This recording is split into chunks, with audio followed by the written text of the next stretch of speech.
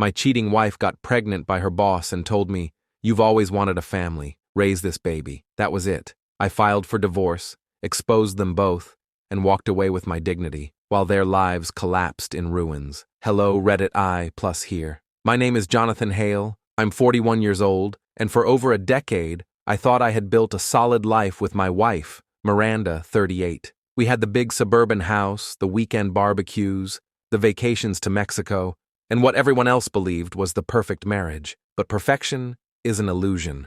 It all began on a gray Tuesday afternoon when Miranda sent me a text. "We need to talk. Can you come home early today?" That message stopped me cold. Miranda was never a "we need to talk" type. She was sharp, decisive, a financial analyst who ran meetings like a general. She didn't sugarcoat. She gave orders. When I pulled into the driveway, her car was already parked. I found her pacing in the living room, clutching a thick brown envelope like it was a grenade ready to detonate. "Sit," she said flatly, gesturing to the couch like she was summoning an underling. Inside the envelope was an ultrasound photo.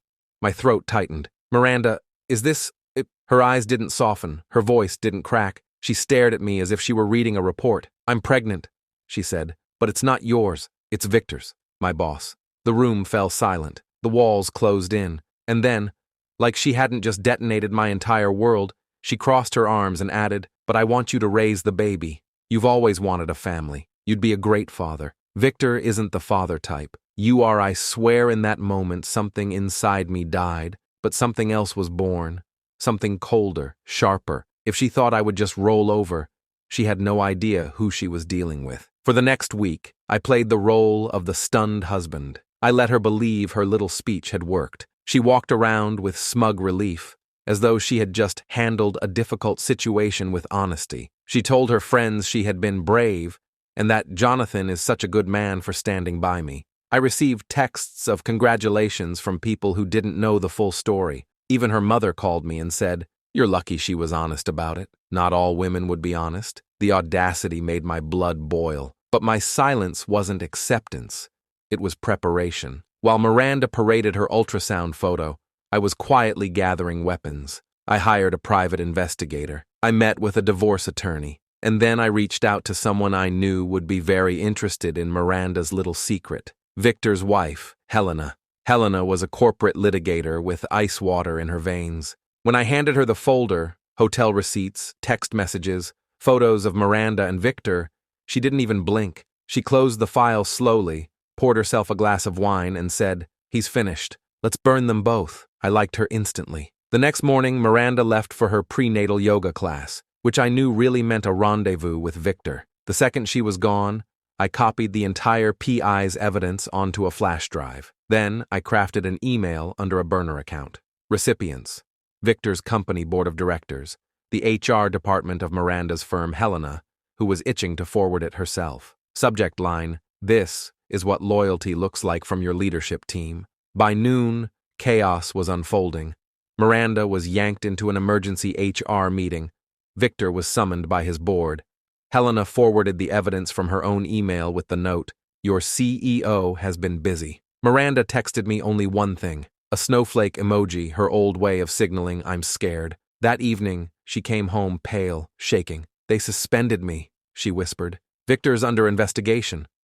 Who sent all that?" I tilted my head. "What stuff?" Her eyes welled up. "Jonathan, you're going to leave me, aren't you?" I didn't answer. I just said, "Pack what you need. The rest will be delivered to Victor's address. You two should start getting used to sharing the following week." My lawyer filed airtight divorce papers. Every account, every asset, every clause was tilted in my favor. Miranda didn't even know I had already DNA tested the fetus. I'd collected strands of her hair and compared them with a discarded water bottle from Victor. The results were crystal clear. When I laid the papers and the DNA test in front of Miranda, she broke down like a crumbling building. "You've always wanted a family," she sobbed. "It's still a baby, Jonathan." "Yes," I said coldly. "Victor's baby, not mine." That night, I packed my bags and locked my accounts. By morning, she woke to an empty closet, frozen credit cards, and a note on the front door. "My dignity is intact. Yours never existed." The ripple effects were devastating, just not for me. Miranda's credit cards were declined one after another. Her friends ghosted her. Her colleagues whispered behind her back, She tried to attend a corporate charity gala, desperate to salvage her reputation, only to have Victor's ex-wife Helena confront her publicly, throwing wine on her white dress and shouting, "Maybe next time, keep your hands off married men." Cameras flashed.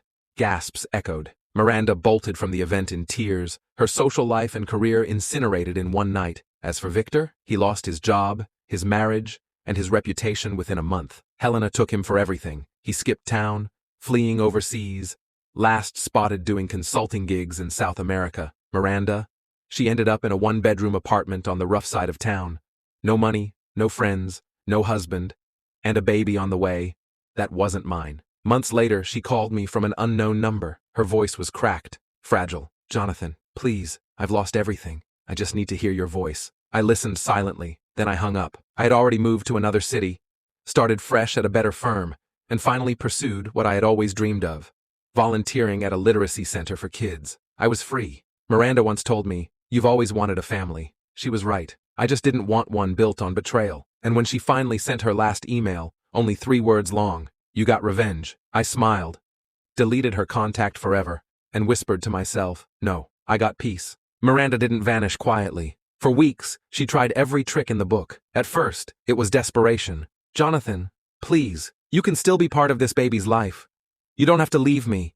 We can rebuild." When I ignored those calls, she switched tactics. She showed up at my old office, pretending to, accidentally, bump into me in the parking lot. She wore the same perfume she used to wear when we first met, the one that used to drive me wild. Her smile was fragile. "Remember how much we wanted children? This doesn't have to end like this. You could love this baby. It could heal us." I looked her in the eyes and simply said, "It's not our baby, Miranda. Nothing about this could heal us." And then I walked past her without turning back. When that didn't work, she tried gaslighting. Late-night emails started flooding my inbox. "You're overreacting. It was just one mistake. You're too stubborn to see how much I love you. You made me feel neglected. If you had been more attentive, this wouldn't have happened." Classic blame shifting. She wanted me to believe her betrayal was somehow my fault. I never responded. Silence, I learned, is the most devastating weapon. The next phase was sweet talk. She sent old photos of us together, our honeymoon in Santorini, the time we camped in the Rockies, the Christmas where we couldn't stop laughing while baking gingerbread cookies. Attached was a single line, "We were happy once. We can be again. Don't throw it away." But those pictures didn't sting anymore. To me, they were relics of a past she had already destroyed. Finally, when charm failed, she turned to threats. "You'll regret this, Jonathan. Walking away from me will be the biggest mistake of your life. You'll never find someone who knows you like I do. And the baby. One day, you'll wish you were there." But here's the thing. When someone has already detonated your world, threats are empty. They have nothing left to take from you. So I replied only once, with a single sentence. "You already made sure I lost everything I wanted with you.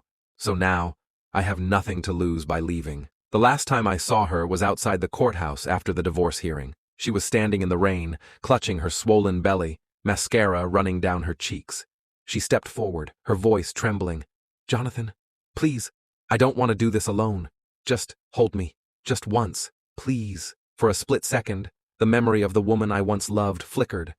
But then I remembered the ultrasound photo, the smug way she said, "You've always wanted a family," as if she were gifting me her boss's child. So I shook my head. "No, Miranda. You chose this path. Now you walk it alone."